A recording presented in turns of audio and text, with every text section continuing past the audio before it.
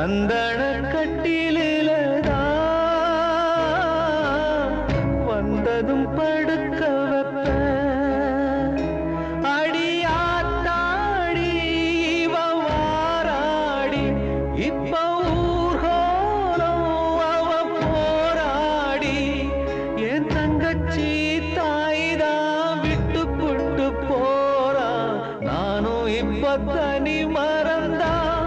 ஏ சாமி ஏன் இந்த அவசரந்தா நான் மல்லிகை பூவுல கட்டி வச்ச மாலை மண்ணுல வாடுது இப்ப இந்த வேளை